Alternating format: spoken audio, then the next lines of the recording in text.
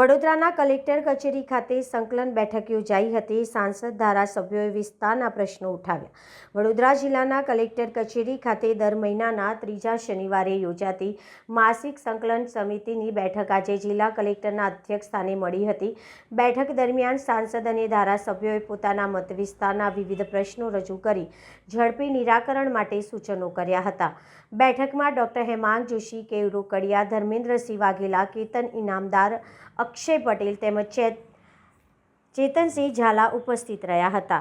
આ ઉપરાંત અનિલ ધામેલિયા, મમતા હીરપરા, BS પટેલ સહિત વિવિધ વિભાગોના અધિકારીઓ પણ બેઠકમાં હાજર રહ્યા હતા। બેઠક દરમિયાન પાણી, રસ્તા, ગટર, વીજળી, આરોગ્ય અને શિક્ષણ જેવા જનહિત પ્રશ્નોને લઈને ચર્ચા કરવામાં આવી હતી। સાંસદ અને ધારાસભ્યોએ પોતાના વિસ્તારોના પડતર પ્રશ્નો તંત્ર સમક્ષ રજૂ કરી તાત્કાલિક ઉકેલ લાવવાની માંગ કરી।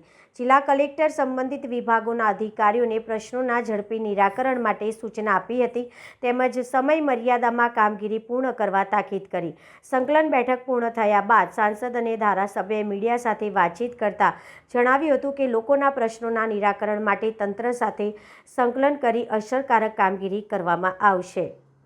આજે જિલ્લા સંકલનની મીટિંગની અંદર જે કલેક્ટરશ્રી દ્વારા સૂચવાયેલ જે તળાવનો પ્રશ્ન હતો, ઘણી બધી જગ્યાએ તળાવ બ્યુટિફિકેશનની વાત હતી, પરંતુ મારા વિસ્તારની અંદર ખંડારી ગામે જે તળાવ પૂરવામાં આવ્યું છે એ પ્રશ્નની પણ ચર્ચા થઈ અને એની અંદર શું હકીકત છે જાણી અને એને તાત્કાલિક એનું નિરાકરણ લાવવા માટે કલેક્ટરશ્રીએ વાત કરી છે।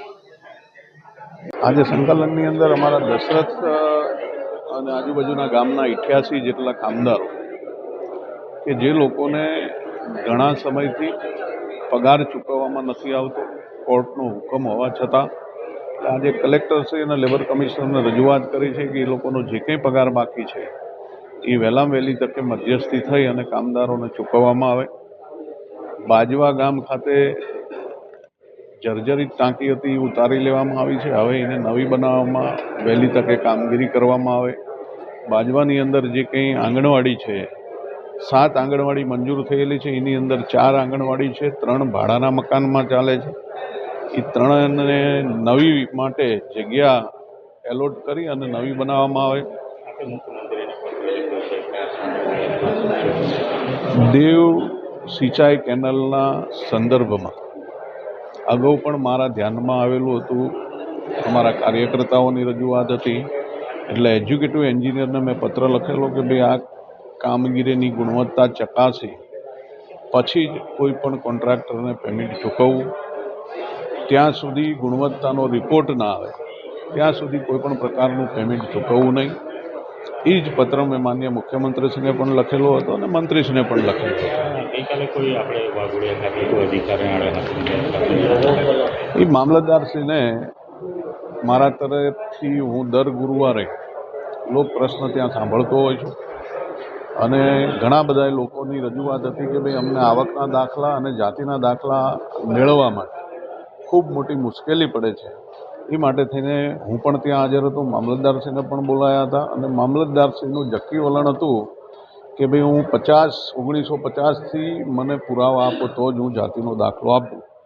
ખરેખર અત્યારે સ્કૂલના એડમિશનો ચાલતા હોય, લોકોને ખાલી ખોટા તમે આટલી 47-45 ટેમ્પરેચરની ગરમીની અંદર વારંવાર તમે કોઈને કોઈ બાના હેઠળ ધક્કા ખવડાવો, એક જ વખતમાં તમે એ લોકોને સૂચના આપો કે ભાઈ આ રીતનું તમારે દાખલો મેળવવા માટે થઈને પેપરો પ્રોવાઈડ કરવાના છે। દર વખતે તમે નવી નવી વાતો કરો અને લોકો હેરાન થતા હોય, એ માટે થઈને મેં એમને કડક સૂચના આપી હતી કે ભાઈ કોઈ પણ ગરીબ માણસ હેરાન ના થવો જોઈએ અને કોઈ પણ બાળકનું ભવિષ્ય ના બગડે, એટલે તમે આ લોકોને ટાઈમ બગાડ્યા વગર વહેલામાં વહેલી તકે એ લોકોને દાખલા આપો। અને એની મેં કલેક્ટરશ્રીને પણ જાણ કરેલી ને કલેક્ટરશ્રીએ પણ મામલતદારને સૂચના આપી અને મારી મધ્યસ્થિતિ પછી તમામ લોકો જે કંઈ હતા એ બધાને દાખલા ફાળવી દેવામાં આવે છે। છેલ્લા આચારસંહિતાના કારણે, કોર્પોરેશન ઇલેક્શનના કારણે છેલ્લા 2 મહિનાથી આજે જ્યારે કલેક્ટરશ્રીએ ફરી એકવાર સંકલન બોલાવી હતી તો કેટલાક જૂના વિષયો અને કેટલાક નવા વિષયો, જે જૂના વિષયો હતા એ સયાજગંજ વિધાનસભાનું આયુર્વેદિક હોમિયોપેથિક દવાખાનાનો વિષય, કેટલીક સૂચિત સોસાયટીઓને મંજૂરીનો વિષય અને રેલવે ઓવરબ્રિજ એટલે કે ઉંડેરા કરોડિયા બાજુથી દેસાઈપુરા અને છાણી તરફ નીકળતો રેલવે ઓવરબ્રિજ અને અલકાપુરી રેલવે ઓવરબ્રિજ પણ કયા સ્ટેજ પર કામ પહોંચ્યું છે, કયું ટેન્ડર મંજૂર થઈ ગયું છે, કયું ટેન્ડરનો પ્રોસેસ ચાલુ થયો છે, આ તમામ વિશે આજે ત્યાં ચર્ચા કરવામાં આવી છે. એના સિવાય કેટલાક નવા વિષયોની અંદર પણ હરિપુરા ગામ જે અલકાપુરીમાં આવ્યું છે, આ હરિપુરા ગામની અંદર કેટલાક લોકોના રાશન કાર્ડમાં રાશન મળતું બંધ થયું છે, તો એને સર્વે કરીને એના કારણો જણાવીને કેવી રીતે રાશન મળતું થાય સર્વો, એ વિષયની અંદર પણ આજે રજૂઆત કરવામાં આવી છે. લક્ષ્મીપુરા ડિવિઝન અને કોયલી ડિવિઝન આ વિસ્તારો એ સયાજીગંજ વિધાનસભાની અંદર આવતા ગોરવા, લક્ષ્મીપુરા, અંકોડિયા બાજુના વિસ્તારોની અંદર આ ઉનાળાના સ્પેસિફિક સમયની અંદર જ્યારે લોડ ખૂબ વધારે હોય છે, એસી મોટા પ્રમાણે ચાલતા હોય છે, ત્યારે લાઇટ ટ્રિપિંગ, વાયરો બળવાની પણ ઘટનાઓ ધ્યાનમાં આવી છે.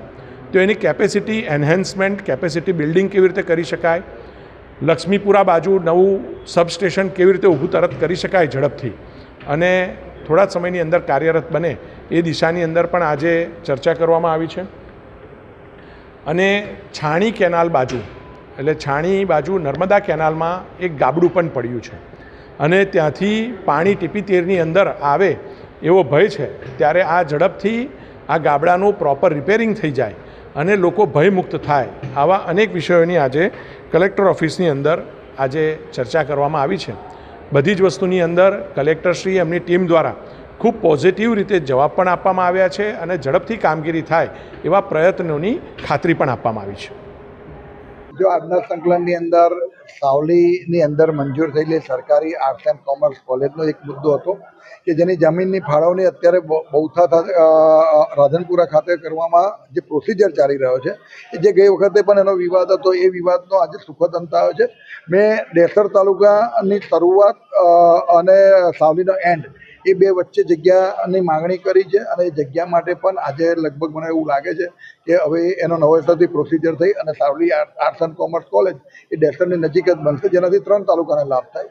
નર્મદા કેનાલોનું જે કામ અત્યારે એસ્ટિમેટ લેવલ અને પછી ટેન્ડર હવે રહ્યો છે 1 જ મહિનો ચોમાસાને, તો સફાઈ અને મેન્ટેનન્સ બેઉ ચોમાસા પછી કરે તો લોકોને જ્યારે ખેડૂતોને પાણી જોઈએ ત્યારે એ જ પાણી લેવાની તકલીફ જ્યારે હોય છે ત્યારે આ લોકો મેન્ટેનન્સ કરે છે, ત્યારે સફાઈ કરતા હોય છે. એટલે મેં કીધું છે કે હજુ એમની જોડે ટાઈમ છે 1.5 મહિનો, તો વહેલી તકે એ લોકો ખેડૂતોને આવતા વર્ષે નવા વર્ષે પાણીની તકલીફ ના પડે અને તેને સારી રીતે પાણી મળે, એ પણ મુખ્ય મુદ્દો હતો. સાથે સાથે અન્ય મુદ્દાઓ પણ જ્યારે આજે વીજ જોડાણો જે લોકોના એસ્ટિમેન્ટો ભરાઈ ગયા છે અને એસ્ટિમેટ ભર્યા પછી પણ હાલના તબક્કે કેટલાય ટાઈમથી એમના વીજ જોડાણ આપવામાં આવ્યા નથી, તો એને પણ આ જ મહિનાની અંદર એ લોકોને જેટલા લોકોના એસ્ટિમેટ ભરાયા છે એવા 150 થી 200 લોકો અરજદારો છે, એમના ખેડૂતોને એ વીજ જોડાણ મળે કે જેનાથી એ લોકો આવનારા સિઝનની અંદર એ લાઇટનો લાભ લઈ શકે અને એને પાણીનો પ્રશ્નનો સોલ્યુશન આવે. અનેક પ્રશ્નોની ચર્ચાઓ થઈ છે અને આ વખત તો મેં નક્કી કર્યું હતું કે આજના જ દિવસે અહીં જેનું સોલ્યુશન મારે લાવવું છે અને આના પછી ટાઈમ આવતા સંકલનનો ના લઈને આ જ મહિનાની અંદર મારા કામ પૂરા કરવા છે. મને સંપૂર્ણ વિશ્વાસ છે કે જે મેં કામ કર્યા છે એ કામને ગંભીરતાથી લઈ અને આ જ મહિનાની અંદર પૂરા કરી આપશે. કોઈ જૂના મુદ્દાને લઈને ચર્ચા વિચારણા કરવામાં આવી? જૂના મુદ્દાની અંદર કોઈ અત્યારે હતું નહીં, જે કામ હતા એ કામ થઈ ગયેલા. મેં કહ્યું હતું કે સંકલનની અંદર કામ નથી થતા અને કામ થશે ત્યારે સંકલનમાં આવી. મને આજે બધા મારા જૂના કામોના નિરાકરણ આવ્યા બાદ મેં આ જે મુદ્દાઓ હતા એ મુદ્દા સાથે હું આજે આવ્યો હતો અને મને વિશ્વાસ છે કે આવનારા દિવસોની અંદર આ મહિનાની અંદર એનું પરિણામ મળી જશે.